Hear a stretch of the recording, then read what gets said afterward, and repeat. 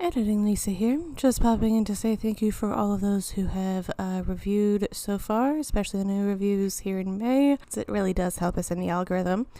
And this is a shorter episode today. We are in the midst of peak season for our other jobs right now, so things are real busy right now. Let's get into it. Thanks, y'all.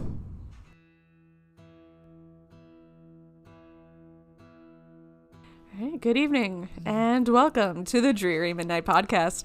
My name is Lisa. My pronouns are she, they. My name is Celeste. My pronouns are she, her. And today we are doing the Hope Diamond. Let's get into it. Intro music. Intro music. Bum, ba-dum. Anyway, what? That's how the intro music goes.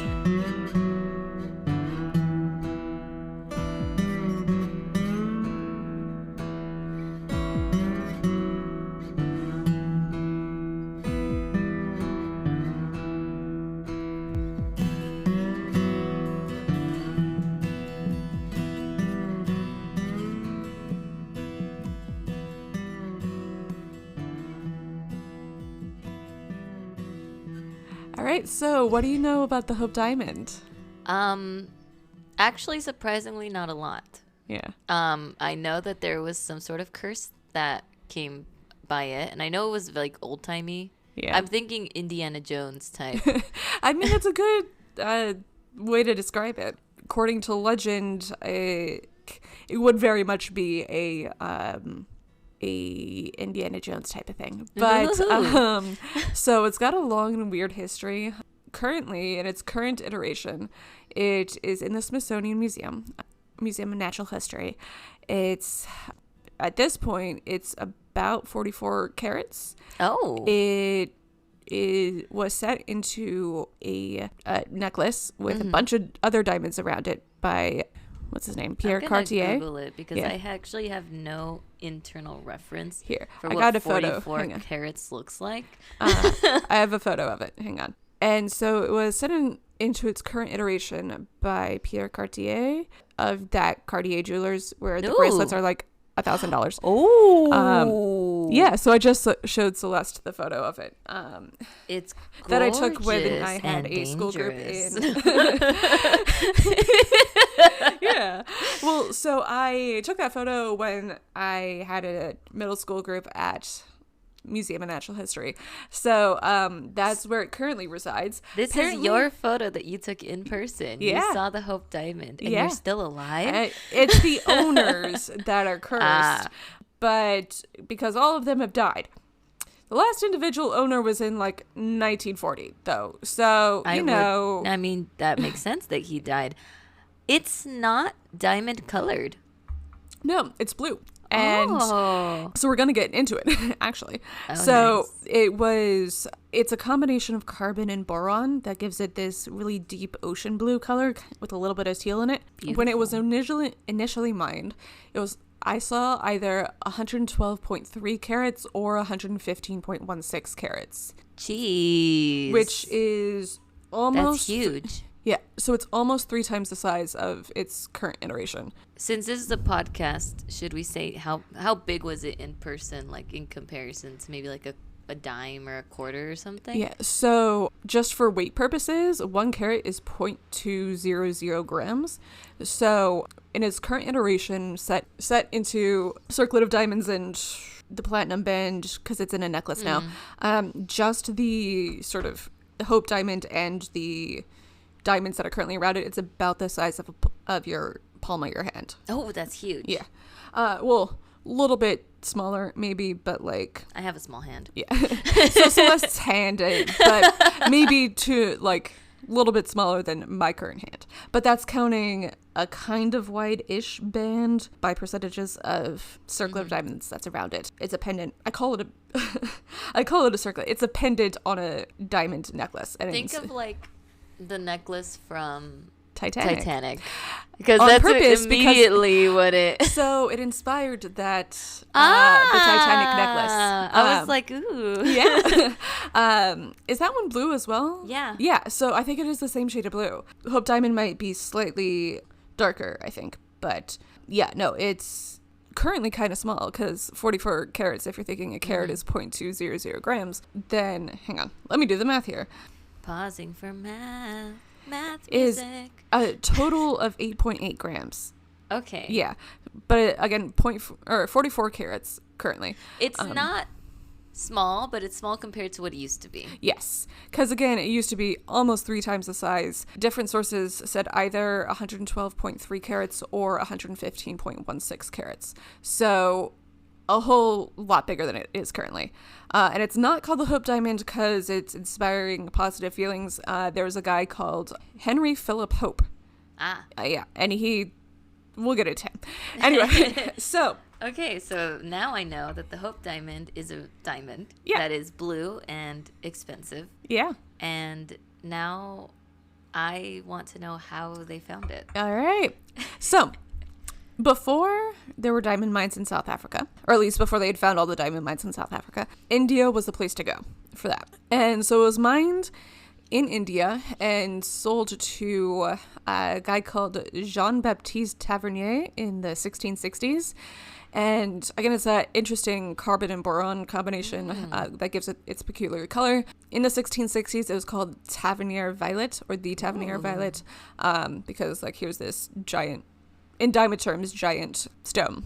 And But it is a diamond. It's just colored differently. it's just got that little extra boron that gives it that little different color. 1660s. Wow. Yeah, long way. There was one book that I had called Cursed Objects by J.W. Walker. Spoilers. Yeah. And so he says that there's a legend that it was stolen from the eye of a god or a statue. I found 2 stories about what happened, neither of them from academic sources, so requisite grains of salt. And one of them is from the Cape Town Diamond Museum. Quote, "The story goes that the curse began with the Tavernier Blue, which was the precursor to several large diamonds, including the Hope Diamond. It's all the same thing. Jean-Baptiste Tavernier allegedly stole the blue diamond from a Hindu statue where it was serving as one of the eyes. Upon discovering it was missing, the priests put a curse on whoever was in possession of the gem. It is said that Tavernier came down with a raging fever soon after stealing the diamond, and soon after passed away. However, other reports show that he lived until the old age of 84. It's 16 whatever, a fever will be able to kill you. So that's one source. Unless he was like 83 when he stole it, and then suddenly he I died. don't think so. Yeah, I don't think so either. He was born in 1605. So, you know, if you're 55 and it's the 17th century, then you're doing all right in terms of your lifespan. Anyway, so that's one source. The other source was Wondrium Daily, and it said that it's thought to be cursed as it was stolen from a Sita idol in India. The original thief was torn to pieces by dogs, and everyone else who had been involved with the diamond met horrible deaths and bad luck. Again, TBD. There was another source that said the Cartier brothers made it all up for money, but we'll also get into that. So, I mean, they didn't seem to do bad for themselves. So. Well, yeah. So again, Cartier is around today. I don't think you're going to get anything Cartier for less than like $500, which is a lot, and that's like their singular earring. That's a stud. Yeah. Yeah. So they're bougie. Anyway. So, that was in the 1660s. 1672, Tavernier sold it to King Louis XIV, and he cut it down to 67 carats, so about half the original weight. What did he do with the other half? I don't know. Kept it? I think at the time, in some parts of the world, it's important for a stone to have like physical size, and they don't care about how it reflects the light, versus in Europe it's important to have like refraction and have it reflect the light all pretty and scatter a bunch of light if it hits it the right way. And so I think part of what happened to the other however many carats was just sort of, it was shaved off to make sure the angles and planes are all pretty and stuff. What a waste. Yeah. Yeah. So at that point, it was now called the French blue. It was set into a pendant because it's a French king in the 17th century. And then while later. In 1749, Louis XV set it into the emblem of the Golden Fleece. And the Order of the Golden Fleece is a chivalric order that started in Spain. It's a whole thing. They're all knights, and so they all have like this one pendant that they wear. And a French king was like, you know what? I'm gonna put a really fancy diamond into mine. Ooh. Well, yeah, I get that. Yeah. Why not, right? Yeah. You already have this really fancy diamond. Yeah, right? Might as well do something with it. But then, everything changed when the French Revolution happened. I'm going to... Are you saying the French Revolution is the result of the Hope Diamond? I mean, Hawker says that the French Revolution, maybe some blame the diamond for royal deaths in the French Revolution. Again, maybe Hope and Cartier making things up for marketing. Who knows? Because Louis XVI was the next person to be in possession of it. Apparently, Marie Antoinette really liked wearing that necklace. Anyway, something happened. It was either stolen or it was lost or something. Life is chaos. It's the French Revolution. 20 years happens, no one lays eyes on it, and then in 1812 it turns up in London, and I have a photo directly from the exhibit at the Smithsonian that I'm going to read off of here. I'm gonna imagine when you're like, nobody knew what happened to her for 20 years. It was like on Marie Antoinette's bosom or whatever, as she was getting beheaded, and then it like fell and it like rolled into the streets and it got kicked into like a sewer, and then it went like down the sewer like Moses style, and then it washed up on a shore 20 years later. All right. Just gonna have a really dramatic retelling in my head. Yeah. So in 1812, a large blue diamond, this is from the Smithsonian exhibit on it. A large blue diamond, almost certainly the one stolen from the French crown jewels, turned up in London. It had been reduced in size by more than 20 carats. Sometime between 1812 and 1824, the diamond was apparently sold to England's King George IV. An 1812 memo by John Francillon, who was a London jeweler, which documented the presence of the blue diamond in England, one day after the statutes of limitations expired on prosecuting theft of the French blue diamond. French law decreed that the gem now legally belonged to whoever possessed it. No official legal word on what happened in those 20 years. Yeah. Maybe they were telling people your theory about, I just picked it up off the street. But it just washed up on shore. I totally didn't steal it from the crown jewel. Yeah, it's definitely convenient timing that they were... It definitely feels like someone had a big circle on the calendar for the day the statute of statute expired. So then it was probably in some royal's hands and they just didn't say anything. Or alternately it was in Francillon's hand, yeah. or someone he knew, and he's like, listen, I can't officially take this from you until whichever day. Legally, I cannot do that. And playing the long game. Yeah. And then whoever he was talking to was like, okay, fine. And then one day after, whatever day happened, he's like, okay, here's the thing. Now I can take it from and he's you. like, okay, fine. He could have waited like a week to be a little less suspicious. Yeah, or but a month you know. or something. But I wonder, again, it's like 1812, how fast does news travel at that point? I don't know if they have telegrams yet. Who knows? Anyway. 1812? Probably not. Yeah. So exactly, it could letters. Yeah. But then with letters, it could take a week to get back to the French government about like, hey, this 40-something carat blue diamond that you don't see very often anymore just randomly turned up. Anyway, so 1830, George IV died, and Henry Philip Hope, who was a banker and gem collector in London, he brought the diamond sometime in the 1830s. Don't know if it was Francillon or someone else. And that it was him the family who gave it the Hope name. Yeah. So what was it called before then? Just like... So for a while it was called the Tavernier Violet, and then when he sold it to the French royalty, it was called the French Blue. Oh, right. And then it was that random shiny thing in the street for 20 years, is what we're guessing. We don't actually know for sure because no one is giving it a name. And then it was the Hope Diamond. Got it. So it stayed in the Hope family until the turn of the 20th century. And then, so I'm reading here from the Smithsonian exhibit on it. It passed back and forth between diamond merchants and collections in London, New York, and Paris. It was in their family for like 20 years, but Nothing. for like 90 years or 70 years. Yeah. But like nothing bad happened to them? Correct. Not that I could find. Suspicious. And so maybe they were the chosen ones. Maybe. So Henry Philip Hope dies in 1901, and then there's another 10 or so years where it's being passed back and forth amongst all the major cities. And then it wound up with Pierre Cartier jewelers sometime during the 1910s. I saw 1912, I saw it later in the 1910s, so somewhere in there during the decade winds up with Cartier. Got it. And by that point, especially in the last half of the 19th century, that's when they'd found the diamond mines in South Africa, and diamonds are becoming more plentiful. It's probably about this time where you say diamonds are forever and charge a metric fuck ton.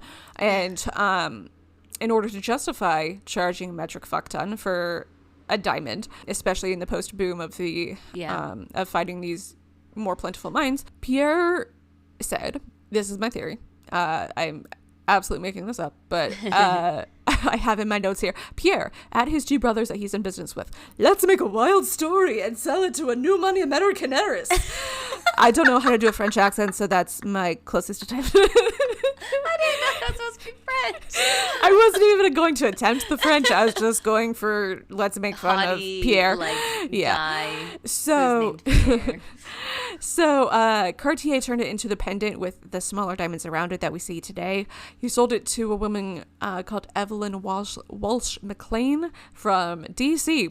Oh. for $180,000 in 1910s money, which is more than $4.5 million today. Oh, shoot. Yeah. And so she liked being kind of wild about it. Like, she liked wearing the pendant. She liked showing off the pendant. She liked having her dog show up to parties wearing the pendant. I don't know why. I don't know. According to the Smithsonian, it is rumored that her Great Dane, Mike, once modeled it. She often kept it in her favorite hiding place beneath the sofa cushions. What? Okay, because she's way too rich. If you spend that much money and then you just put it on your dog and you put it in your sofa cushions. I don't know why. Awful. Yeah. Well, to be fair, in the Titanic movie, Rose just freaking throws it off a ship. Yeah, so. But that's in the 1990s. But, like, also, again, similar to this, why not just donate it to a museum or sell it to a museum? Pay off all of the loans for your descendants forever. You know? Because she thinks her descendants are going to be rich forever, apparently. I also looked it up. The Titanic sank in 1912. So it's funny that it's like, as soon as once they're like, oh no, there's other diamond mines. Yeah. It just has more credence of the Hope Diamond is actually the Titanic thing. Yeah. What's it called? The Heart of the Sea or whatever. I've only seen the movie once, but I've seen I don't think I've ever seen the entire movie the full way through, but I've seen that ending sequence, like the last 40 minutes, like so many times. It's so good. Yeah, it's a lot. It makes me cry all the time. Yeah. Same. So 1949. By 1949, Evelyn McLean has died, and Harry Winston of New York City, who was a big jeweler at the time, he bought it from her estate, and it became the central attraction in his fabulous Court of Jewels collection, which toured the world to raise money for charity. Oh, see, he's doing something good with it. Yeah. Thank God, because What's-Her-Face did not know how to handle it. Yeah, but again, if you have that much fucky money in 1912, like, why not put it on your dog and in her defense, cushions? Of all the dogs that put it on, a Great Dane is nice and regal. And I feel like size ratio, a Great Dane can pull it off. Like, if you're putting it on, I don't know, a Shih Tzu or something, like Yorkie. Like, I don't know if the Yorkie would be able to hold its head up if you put the necklace on it. Yeah. You know? Also, Great Danes are short haired, so you could actually see it. Yeah. As opposed to if you put it on like a Pomeranian or something. I mean, you could probably make it some sort of cool bag of jewelry on a Pomeranian, but then it wouldn't stay in place. Yeah. No. Anyway. The couch cushions pissed me off more than the dog did, to be honest. Yeah. But then Harry Winston, who's the one who toured it for charity, said, there's a quote here, again, from the Smithsonian exhibit. His quote is, "It was my objective, ever since obtaining the diamond, to give it to the government as the start for a great jewel collection. So, at least he was trying to do something with it. Yeah. And so he bought it in 1949. In 1958, he presents it to the Smithsonian as part of the collection. It now belongs to the people of the U.S. We're all cursed. Yeah. Well, if you think of how... Maybe we are, because you think of how much garbage has happened since the 50s, then, there's yeah, but at least garbage was happening before that, too. Yeah. Well, to be fair, since the 50s, since 1958, there's been a number of questionable wars, wealth gap. There's also it's a whole been thing. A bunch of good stuff, yeah, though. That's true, but anyway. Social reforms and... Yeah, the other important stuff. Wait, so nothing bad happened to the dog lady? Around the time that Evelyn McLean got the Hope Diamond, that's about the time that the Tales of the Curse arose. She was like... Because, she and her husband apparently had trouble conceiving, and then their kids died tragically, the ones that they did conceive. Oh, no, I feel bad about giving her shit. And put the diamond on the dog. I don't care. Yeah, just to, whatever makes you feel whatever makes you smile. And then her husband was cheating, apparently. Oh my god. Yeah, so it was a whole thing. And perhaps that's why, but also perhaps people were mad that, someone has $180,000 of fuck you money in the 19 teens, right? But point being, is it the stone's fault, or is it just life? Is it just life? So who knows? Maybe all of the above. They don't know that. It's 19 whatever, But yeah, it inspired the diamond from the Titanic. Oh. And November 10th, 1958 is when the Hope Diamond was mailed to the Smithsonian. It was insured for $1 million in 1958 money, which seems about right. Yeah. I was like, doesn't seem like a lot. And then you said in 1958. And I was like, yeah, that's a lot. Okay. So, price... Wait, no, that's not what I want. Inflation calculator. So, 1958... Yeah, gotta make sure I have the correct number of zeros. $10,126,000. It was insured for the equivalent of $10 million. Yes. So that's appropriate. But all of the stamps... there's a photo of the postal clerk doing things up. All of the stamps and insurance costed $145.29 in 1958 money. The equivalent of $1,471.25 in 2022. Question. I don't know if you know this, but has the value of the Hope Diamond gone up or gone down over the years? I don't know. It's hard to say. I mean, if you were to find a 110 something carat diamond today, that's gonna be worth a whole awful lot. Yeah. But then you get into the economics of supply and demand and I guess all of these other things.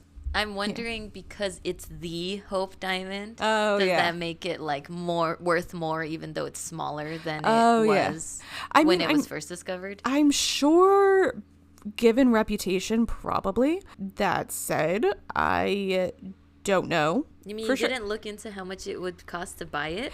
All right, how much? You just go up to the museum curator and be like, "Can I buy this, please?" I mean, there is a Google search now. How much Hope Diamond worth today?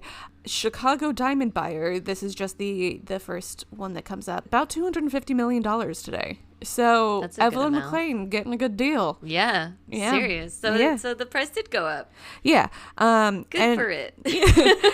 But again, I wonder if it's just because reputation and everything. Yeah, I'm just gonna glance at this source real quick. It is apparently the largest blue diamond in the world currently. I believe that. Modern day carats, it's 45.52. There is apparently a change in measuring system because it was 44 and some change before. Apparently, some of the larger blue diamonds have come from South Africa, and those diamonds are anywhere from 20 to 50 carats. Oh, wow. And this is ChicagoDiamondBuyer.net. So if kings in the 17th century had not cut it down by half, it would definitely be the biggest. But that said, they did. But do you think there's grounds for a curse, given again that it was owned by the likes of like Marie Antoinette? And I think if you look at it from like this person, you know, Marie Antoinette had it, and this woman who couldn't conceive had it, and her husband cheated on her, and like it was sold right before the Titanic sinking, or like it was owned by this guy that was ripped in pieces by dogs, which is there's no credible account for that. Then you could make some sort of story of it could be cursed. But considering how many times it was just in stasis and nothing bad happened. Yeah.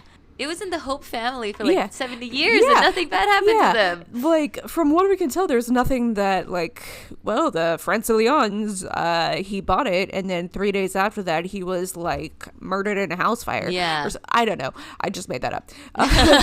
Murdered in a house fire is the funniest thing, because that implies that the fire was, like, stabbing him while he...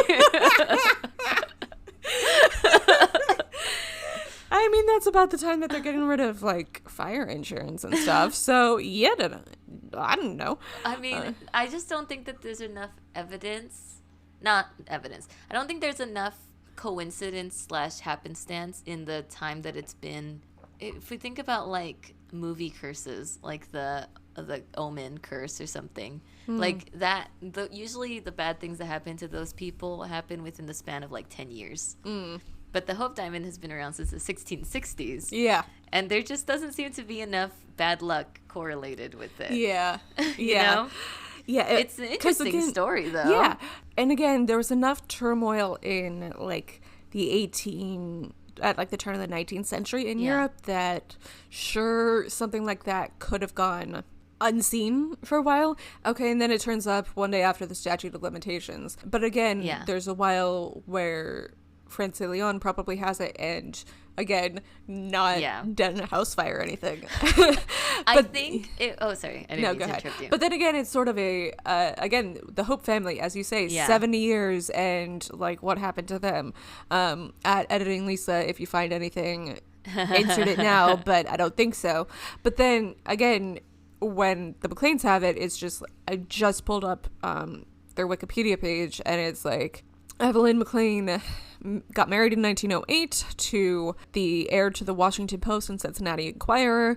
They had 4 kids, 2 of which predeceased their parents, and that's sad. And at the same time, though, there was a lot more child mortality, like higher mortality rates, because they didn't have the medicine that we have nowadays, or ways to like detect diseases. One of their kids died in 1919. Died in a car crash, was hit by a car. It's just like, you can't control that. People still die in car crashes, you know? The cars were more dangerous back then. Yeah.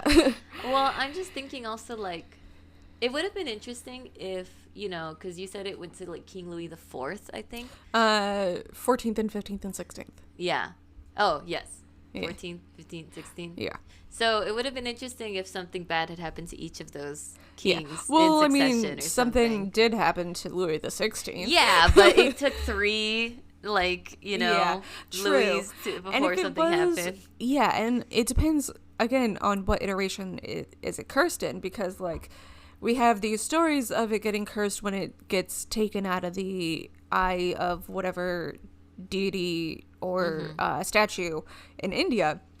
So one would assume that that iteration is the iteration upon which the curse is placed. And so why didn't Louis XIV, when he cut it down by half, why didn't that invoke something, you know?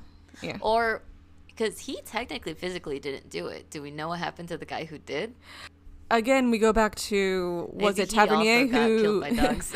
Well, but then again, was it Tavernier who was actually doing the mining or stealing or whatever, or was he just the jewel broker? Yeah, you know, because if he was just the jewel broker, then maybe that could invoke the curse if he physically laid hands on it, but maybe not. But if he was the one, like, in the mines or the temples trying to steal the eyes of religious objects, then then that would invoke the curse. But I don't know. Yeah. But I like seeing how it got hearing how it got hot potatoed yeah. throughout Europe. It really seems like it was getting hot potatoed. But what do you think, dear listeners? Do you think it is cursed? Do you think it is not cursed? Do you think that now that it belongs to the American people, we are all cursed? Send us your thoughts, drearymidnightpodcast@gmail.com. Leave us a review anywhere you find your podcasts. Apple Podcasts is probably the best. Follow us on Instagram @DrearyMidnightPod. And don't buy the Hope Diamond. I don't know if any of you have the money to, but if you do, donate to our Patreon. If you happen to have $250 million or however much it was. Maybe buy the Hope Diamond and also donate to our highest tier of Patreon. Serious? Might as well. It's a joke tier, but it's $500. So if you have $250 million, then maybe you should do that too. Don't put the Hope Diamond on your dog, though. Yeah, just don't. Or in the couch cushions. Don't do that either, unless you stole it. And then, maybe then that's a good idea because this is getting unhinged. Our tangents are too tangenty. All right, we gotta call it. All right, so don't steal the Hope Diamond and safe travels home on this dreary midnight. Good night. Good night.